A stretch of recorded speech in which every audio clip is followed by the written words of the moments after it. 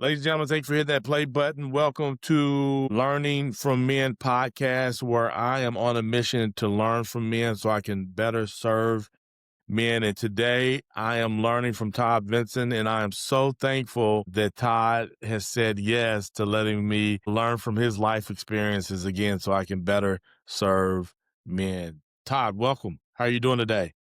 Hey, Heady, good. It's good to be on here, and thank you for the invite. Yeah, man. You were one of the ones when I started thinking about this. I had this crazy goal. You're like this. You're a go-getter. You come up with this crazy goal. I decided like at the end of November, I was like, man, you know what? I want to learn from 100 men by the beginning of the year. And like, that's 40 days of me trying to connect with 100 men. And I'm a pastor of a church, and it's Christmas season, holiday seasons.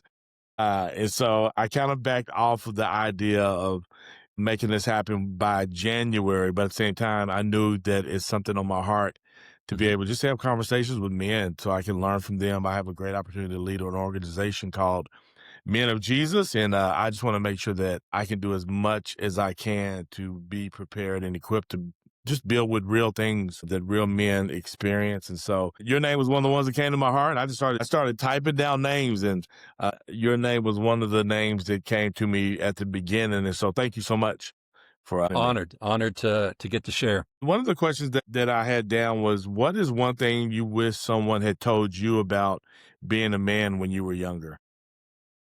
Yeah, I was thinking about that before we got on here, and just looking back, I think that I wish I would have had more questions with older men about identity. We live in a culture, and I was raised in a culture even in the 70s and 80s and 90s. I think in the heartland here, right or wrong, so much of our identity is based on what we do, where we come from, what we've accomplished. Really, our identity is based on who we are, and not where my salary comes from or how well my investments are, if I have any investments. But really, it's who God says I am. So this last year, my kids got me a birthday gift for Ancestry.com. They do a DNA test, and you get to track where your family heritage originated from, and then started doing some searching and have gotten as far back on my father's side of the family to about 1750 and the Revolutionary War. But as I was doing all that, I just started thinking about my name and what it means. So I hop on chat and start doing a little research. My name's James Todd Vinson. James means the one who follows or pursues. Todd means wise, clever, or discerning. And then Vinson means to conquer or to prevail. And I wish that when I was younger that from family to men that I looked up to, that I would have had more identity conversations.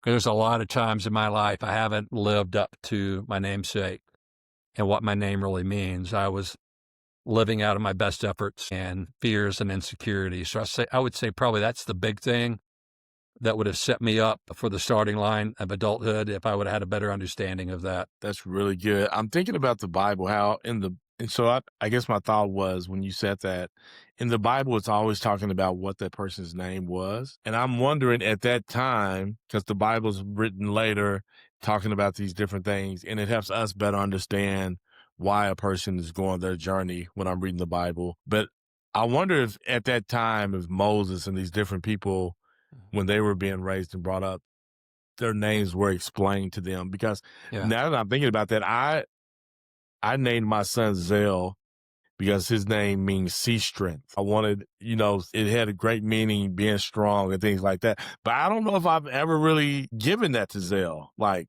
Zell, I named you this because I wanted to see you be this person, or if I really speaking that him. into.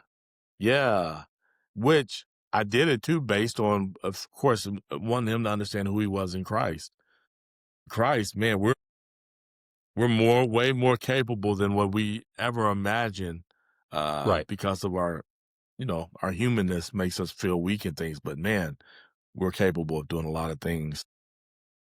Yeah. So I think identity conversations, speaking in, not just, we get a name, but am I speaking into that? Am I calling that out? And in my kids or other people around me. If I'm intentional, then yes. But if I'm just, my hair's on fire and I'm just going through life, I'm not living with intention. And that's a missed opportunity for me and that person I get to have the opportunity to speak into. Yeah, I wonder if we did research, like when did that really become the thing of like, because I just recently wrote a little short social media post about understanding that we're not what we do, but we are who God says we are, and then that's what we live out of. But that's something again like came later in life. But I wonder when that really became a thing. Because now I try to hold myself from asking people what do they do, Yeah. Yeah. as Who are far as you? work. I try not to even ask that, but it's such a natural thing to ask. It What do does. you do? Yeah. Yeah. And our intent is good, but man, there's a lot deeper questions we can ask people than what our profession is. There's a Yeah. lot more to you. There's a lot more to me than what our profession is. Right, right. Who were some men that did add value to you growing up, and what are some things that you learned from them? Any habits or Yeah.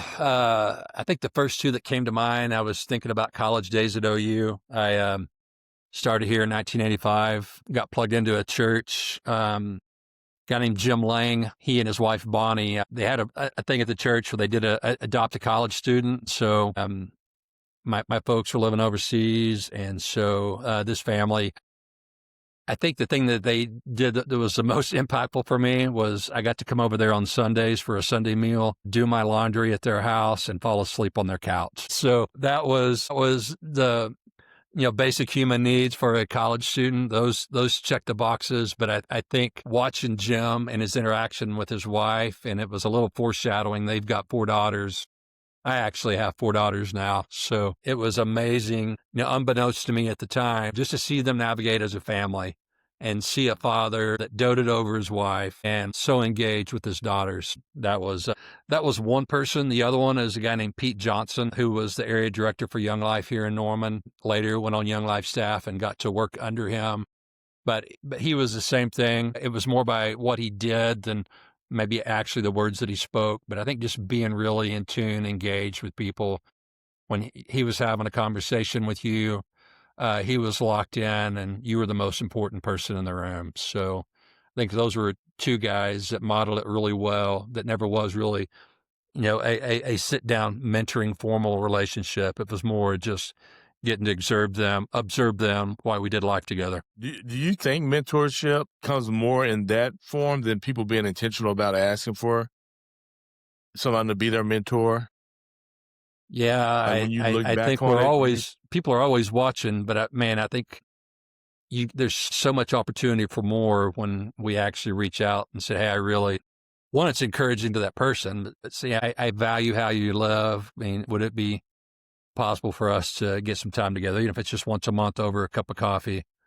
If the guy's smart, he'll invite you into his home and you'll have coffee on his back porch and you'll get to have a little more authentic, uninterrupted time. But we all need that. I think a lot of times we're scared to ask for it, and men that are in that season of life that they can give it, I think a lot of them feel inadequate and not up to the call. But man, what they've got going for them is they've got 1, 2, or 3 decades of life experience to share that other person does not have, and that's important. Whether you're a guy or a lady, I mean, we need other people to have as role models and examples. that's good. The inviting them to your house versus going to the coffee shop, is that just because the distractions are less, so you can really dial in and focus? Is that the thought there? I think so. I mean, I get to a coffee shop and I'm a social butterfly, so it may be more for me than them, but I get a lot more distracted. So not that I can't get distracted on my back porch, but at least I've minimized it some. So, and Yeah. I hate to brag, but I got a pretty sweet pour over set up, and in my own mind, I got the best coffee in town. So why not come over here and we'll, sit by the fire and have those conversations, and I'll get to show off some of my mad coffee skills. I think as a college student, it meant so much more to be in someone's home. I mean, a home cooked meal, seeing how people live life, there's something to that you don't get. I mean, I love coffee shops. I hit coffee shops all over the world, but it doesn't hit quite the same as it when you're kicking your shoes off and you're sitting on someone's couch and you're just being real and authentic. For sure. Yeah, I recently started, like, if somebody wants to meet with me, I'm trying to get to a quieter place because, like you, I'm a social Mhm. butterfly, or we're in a smaller community. So everybody, there's that sense of everybody knows each other. And in the Yeah. coffee shop, it can really feel that way because you're trying to see everybody, you're talking to everybody, and not being able to focus in. And so, yeah, that was interesting that you said that because I found myself more and more not going to a coffee shop to meet with people that. Otherwise, you and I are the greeter for everyone else coming in, and it's great for the folks that That's own the right. shop. Turn us loose, but it's not quite so great for the other person across from us that wanted to get some uninterrupted time together. Right, right, right. When was your moment of, like, understanding or feeling like you've become a man? That was a little harder to pinpoint, but I think that it kind of started when I was on Young Life staff here, and a guy named Scott and his wife Ann Manley, who were instrumental in Young Life in the Oklahoma City area, did a premarital Bible study for a couple of guys. There was a handful of us that were about to get married, and just seeing people that were real, just really honest, not sugarcoating things, and not just doing all the warm fuzzy stuff, but just talking about the hard parts about life and relationship and how you navigate those. That was, I think that was a point going, oh yeah, okay, I'm not a little kid anymore. I gotta put on my big boy pants and start having a different mindset. It's not just about me. Yeah. I was Yeah, so that's grateful and for that's a having part a of couple it. like that would, you know, just be real and share their wins and also share their not top 10 highlights Yeah. and how God even used that for, in their marriage and their relationship. Yeah, that's good. That's good. Yeah, it's about that responsibility, understanding like, oh, now I got real responsibilities and I gotta handle business. Um, do you have any intentional lessons that you teach young men or that you taught your daughters being a girl dad? What were some things Hmm. that you teach or do teach, still teach? Shotgun, shovel, and 40 acres out back. That was the official line, but really, I think just from my life experience, just the importance of being present and being intentional with my wife and my family, making your relationship with God a priority. Because when we put God first as a priority, all those other things seem to fall into place when we get them in the right order. It's easy to mention those 3 or 4 things on a list. It takes a lot more intentionality to live that out, not be distracted, learn how to manage your time. But I think the biggest one is just being present, and my kids and my wife also realizing that next to my relationship with God, they're the most important thing to me. I've walked away from some opportunities and roles that I have because it had gotten to the point that it wasn't healthy for me. I was given out of an empty well, and it was affecting my own mental, emotional, physical, spiritual life. And it's one thing to say that; it's another to make some wholesale changes and live in a different place, live different, do some different things because your relationship with your family is a priority. Yeah, that's good. Yeah, it's crazy how it flows out of that. Like the more I've been intentional in God's word and understanding who I am, like all these other things just Mhm. have a way of flowing out of that, which is really, yeah, so good. I Uh, think learning the disciplines as when you're younger, it feels like it's legalistic and it's a have to and a checklist. But as you get on in life, you realize that, this is what sustains me. It's my lifeline and my oxygen. It's not something that I have to do. It's something that I get to do. And it's the fuel that makes everything else happen in my life. yeah. What are some of those key disciplines for you? Man, getting in the word, praying, being still. I tell people all the time that being still and quiet are not my best attributes. So for me, get up in the morning with a cup of coffee and sit in my chair and just be still and quiet, not check my email, not check the news, not check a certain feed or see if someone's read an article that I've written or any of that stuff that ends up hijacking my day and I get on into work mode. And so if I can start out my day 20 minutes sipping on a cup of coffee and just be still and quiet, enjoy God's presence and just listen. Sometimes all he wants me to do is just be still and quiet. And it's the practicing the presence of God And me practicing being still and quiet is exhausting for me. It takes so much work and mental energy for me to be still and quiet. But the clarity, the peace, the wisdom and discernment I get from God when I do that it's amazing. So why would I rob myself of that opportunity? But I think we do it unintentionally just by being overstimulated and distracted through so much of our day. Yeah, that also, does that fall back into it's more challenging to sit still and be quiet when I think the thing that I do is what makes me who I am, Yeah. versus that I'm gonna be still and quiet and understand that, and knowing who God is in my life and how He's the one that moves me forward. If you don't grasp that, it's probably a lot harder, you know, Yeah. Because we think potentially for a we got man. stuff we got to get done, and we're Yeah, a free agent for God. It's like, no. I join him in the things that he's doing, come alongside him. I don't have to go generate a strategy and a plan and a budget and go do those things and then ask him to sign off on it like a venture capitalist. yeah, yeah. That's good. That's good. Why is it hard for men to maintain relationships? Do you think that's true? Is that a true or false? Yeah, I guess, is that true or false for you? I would say it's true. And I think because we can do one thing at a time really well, and it's easy to get isolated. It's also hard for us to be authentic and vulnerable and ask for help or let people know that, hey, I'm struggling in this area. Maybe from past experience, it didn't feel safe to share that. It may be a sign of weakness. When in reality is that when we get in community and we have some healthy accountability and we do that consistently, that makes the mountains of our minds seem not quite so big and undaunting and impossible because there's other people around us, especially if we have a mix of age groups that you've got a mix of experience that, you know what, you're not the only person that's going through this or having the struggle, but when you're isolated, you sure like this is the first time it's ever happened and you're the only one that is struggling with that issue. Yeah, that isolation's real, and it feels more comfortable than digging in, huh?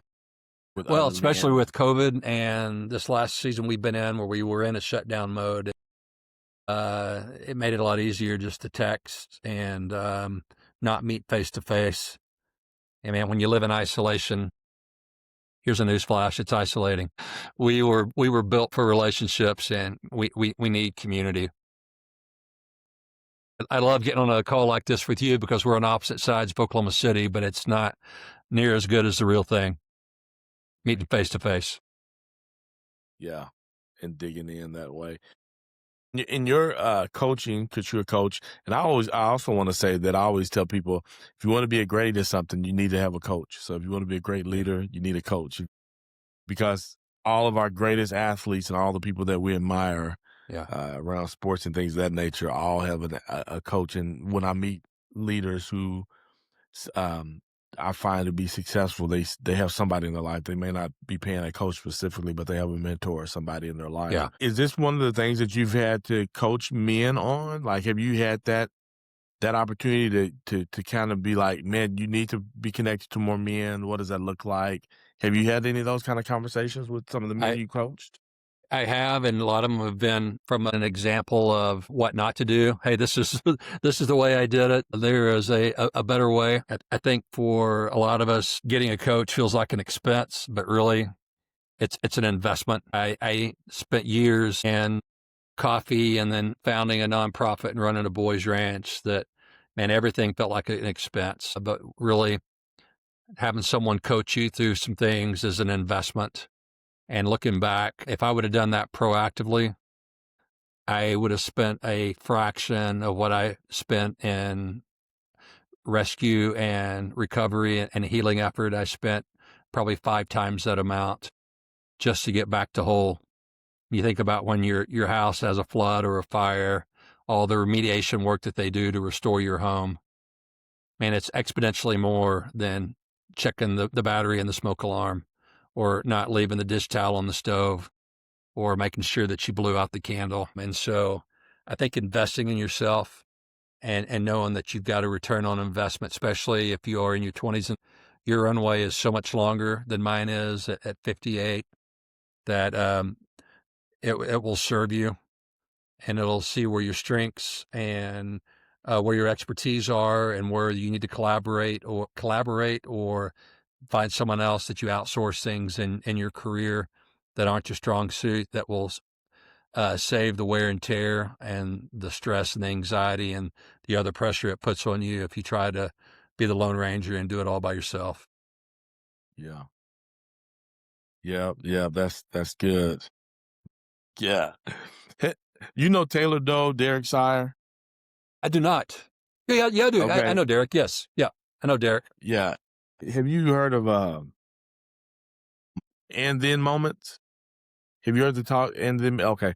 No. Taylor Doe's the one who does this talk about and Okay. then, Tell me about it. because he talks about whenever this is not the original thing I was going to say, but he talks about, I love this talk that he does, and it kind of goes back to this relationship things, but he says that he began to do research on trying to figure out how people achieved the things that they achieved, or how they ended up getting the jobs that they got, or whatever, Yeah. got into college and all this.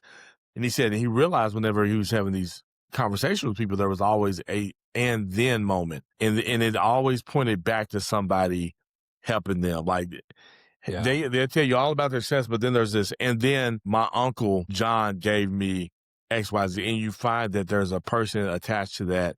And so he gives out these keys because he's saying that you have the key to help somebody move forward in No, it's whatever the thing is that they are trying to move forward in. He was saying that, but what I was thinking about is this whole thing about maintaining relationships. Derek and Taylor, and it's not out there just yet. I don't even think they've shared the website. I got an early peek, but they're doing this website, and it's about friend goals. So it's friend goal, okay. and it has. And they talk about you and I get together for coffee, and we'd be like, man, we need to do this more often. And then we don't see each other for another 6 years. Then we're like, oh, we need to do this more often. Mm-hmm. So they designed this website to be intentional about, all right, I'm gonna have a goal to meet with you for four times in 2026, or however. They got one that's up to 100 times that you're gonna try to connect with a person. But I was just thinking about how the intentionality of that, especially for men, to really Yeah. be, hey, we need to make sure that we get this on our calendar. The goal is for us to meet the next four times over every quarter in 2026, where we just don't do that. But I think some of it is just because we don't create that margin in our calendars for things that Right. this kind of stuff that's valuable to us. Absolutely. I was trying to get a retreat scheduled to do some of that, and no judgment to anyone. Everyone's calendars are so full. It was hard I wanted to go ahead and get 4 on the calendar for 2026, but people looked at me cross-eyed. I have no idea about those dates. I could tell you yes, but then I don't know that I could do it. And so for us to create some space, that there are margins. It may not be all weekend long. It might be going to a Thunder game, or, to a football game, or, hey, you know what, let's go and grab some barbecue or grab a cup of coffee together. But just making connection and relationships a priority. It's kind of like me coming back from a walk. I've never felt bad when I go on a walk. And when I come back from a night to being around guys that make me better, and I spend that time together, it's like, oh, wow, that just, Yeah. that fills up my soul. It's like, I need more of this. I need Yeah. more of this in my life. Need more of this And in my I life. think it's too, I remember one time I was talking to my brother-in-law, and every time I asked him to do something, it was that thing. He's like, well, I don't know what I'm going to be doing on that day. I'm like, yeah, that's the reason I'm asking you now, so That's you why can I'm put it on your asking you now. calendar. So you can say no to whatever else comes. Say no to them, not to me. Yeah, Yeah. that's the reason. That's the reason I'm talking to you early. But yeah, Yeah. that's funny to me. What consistent habits contribute to your growth as a man? What are some things? And I feel like you've already kind of said some of these things, what I feel like you're going to say, but is there Yeah. anything more around that helps you grow as a man? I think the consistency, it's easy for us to all set goals right now, but what about February, March, April, May? Are we still doing those things? I'm a lot more apt to have some consistency if I've got some accountability and healthy accountability. So I would say consistency and healthy boundaries and good margins. Yeah. When you say, did you say the right kind of accountability? Yeah, healthy accountability, not Healthy folks that are accountability. just calling you out, but they're also calling you up. So they see the potential in you. They're not wowed by your resume and all your accomplishments, but they're also not scared of, the places that you have stumbled or fallen or made some bad choices. They are really truly invested in you and care about you living up to your potential. That's good. What I think this next question probably comes out of because we don't have healthy accountability sometimes, but this next question Yeah. is about just what challenges seasons shaped you and what did you learn? Yeah. I know you about to have a whole book on this, but to I be literally paid. am just finishing up writing a book on that, and it's taken me a decade to write about 30 years of not doing things. There's a lot of things in my life for about 30 years that the way I operated was suboptimal. They weren't all bad, but they weren't up to the potential that I could. And so I'm writing a book that's a little bit of my story. It's a lot of the men that encircled me that helped me through that, some tools that I learned from guys like Jeremy Kubicek and Giant, Dr. Kim Kimberling, who's here in Oklahoma City, but it's really a field guide of the tools that I acquired and people that surrounded me to experience wholeness and live out of my true identity, the way God wired me and created me to be. I ended up on the floor thinking I was dying of a heart attack, and it was really just me working harder and just physically, emotionally, spiritually exhausted. So I think for me, that happened that day. For me, it was April 16.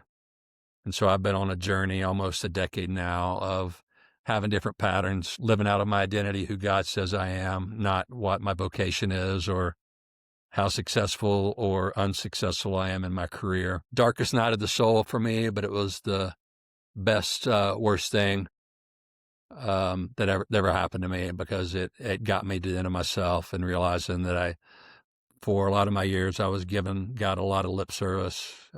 It was really Todd who was in charge, not God. God does not have a Todd complex.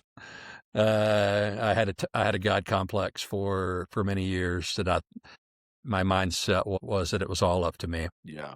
And so that was my reality, because we're talking about identity. Those were the things that I spoke into. All the pressure and stress that comes along with that I created by that being my mindset. That's how I live my life until I finally realized that, man, it isn't all up to you. Not all about you, and you weren't created to live in a vacuum, even though I had found myself there really doing some really good things. Um, People would brag on me. Oh man, I can't believe that you're doing that. And I'm going, yeah, look at me. As I am inside, just dying on the inside from exhaustion. And then I bathed that anxiety with about 12 cups of coffee a day. Holy Spirit was not the one controlling my life. It was anxiety and caffeine and a Lone Ranger mentality. I wrote down doing cool things doesn't mean it's healthy. Yeah. Just because you can doesn't mean that you should. Yeah. Yeah. A little girl in the diner in Chandler at Boomerang called me out one day. My wife and I were going to lunch, and she goes, "What do you want?" I said, "I want the chicken fried steak." She goes, "You want the sandwich or the lunch?" I said, "Oh, I can eat the dinner or the sandwich." I go, "Oh, I can eat the dinner." And she goes, "Honey, just because you can doesn't mean that you should." So we call that at our house the chicken fried steak principle. Oh, that's good. And That she is shamed me good. so hard that it's even hard for me to go to Del Rancho now without feeling guilty. I can't even order the steak sandwich supreme anymore. Just give me the salad. Yeah, the steak sandwich supreme, so delicious. I haven't had one of those in years. We're going to both have to go grab one now for lunch. I But, know, man. Where's the just Del Rancho and at? doesn't mean that you should. What's that? I don't even know. Do they still have Del Ranchos around? Hey, there is one on Lindsay Street, just not a mile from me. And I drive by it every day and just keep on driving.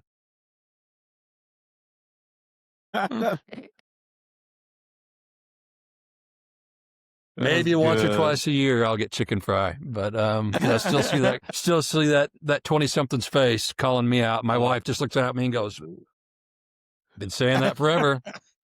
Maybe now you'll listen." Now you listen. Yeah.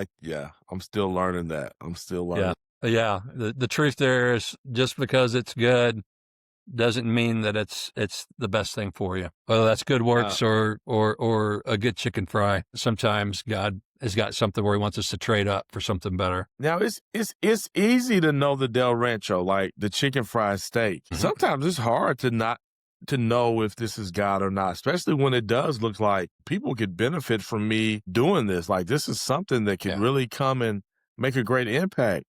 How do you not? How do you know? I think with some gray hair and some road wear, okay, at the expense of what? If we do that, uh, there's a limited amount of time and resources for all of us. If I do that, what am I saying no to? Financially, what am I saying no to? Relationally, what am I saying no to? The pressure, the financial stress, what am I saying no to if I say to this, yes, this thing over here. So I think writing those things down and being honest with yourself, asking, your inner circle and your spouse what they think about that, and then asking God that and pausing and listening and waiting for a response. So some things don't necessarily need an immediate answer. Yeah. I'm really good at fire, ready, aim. And Yeah, sometimes it's, that's you know what? Think about that. You're a visionary. Think about it, write it down, chew on it, get some wise counsel from other people, pray about it, give some time, and then watch God open or close doors and not feel like you got to strong arm your way through every great idea that you have. right. That's good. If it's a rush to make a response, maybe it's not the one. Hmm. Hey, I need to have an answer by, and like this is a Yeah. decision that may need to take 30 days, right? Yeah. I If guess you you need could that give decision from yourself me some. right now, then I may not be the guy for that role because um, I can't give you an answer. I can't tell you yes or no today. Not counting the Circumstances. cost. Yeah, so I need to count that cost. What do you want to be remembered by? What is the thing that you Oh, want to be remembered for, not by, for? I would say my passion for God, relationship with my family and other people that I care about. And I was willing to share that with other people, introduce them to the transformative work of Jesus Christ and the cross. They're not going to probably ask about my resume or awards or accolades or how much money I made or this or that, how many pins I've got on a map where I've gotten to travel all over the world. It's like, you know what? I felt loved and cared for and valued, and I saw Jesus in the way that he lived. Yeah, that's good. That's worth being known for, you know? Yeah. Yeah. And to be around other guys that bring that out in you, that fan that flame, the iron sharpens iron. And I think we've got that here in Oklahoma City. So when I say Oklahoma City, I mean the whole metro from Guthrie to Norman, from Shawnee to Mustang. There's some amazing things happening here in Oklahoma, and I want to be able to encourage and pour into guys that are younger than us. Let my ceiling be their floor. Yeah, yeah, that's good. I think in order to live by that Matthew 16:24, deny yourself and carry your cross, Yeah, and follow him. yeah, I think if hold on to that, those kind of things. I think you said it earlier. Understand who you are in Christ and the other things that come out of that. yeah, So just trust in him. absolutely. Todd, thank you so much. Yeah, I mean it's a blessing to call you my brother, and for us to pick right up where we left off every time we see each other. Yes. And so thanks for the invitation here. Yeah. Thank you so much.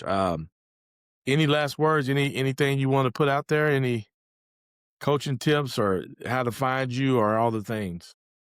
Yeah, I mean, you can find me at overlanderconsulting.com, and there's a place that we can hop on a call and connect. But I think the biggest thing I want to share with guys is just lean into your identity, not who you think you are, but who God says that you are. And man, that changes everything when you start living that way and start believing it. Great. That's great. Hey, thank you so much for hitting that play button for another episode of Learning from Men, where I'm on a mission to learn from men so I can better serve men. Go in.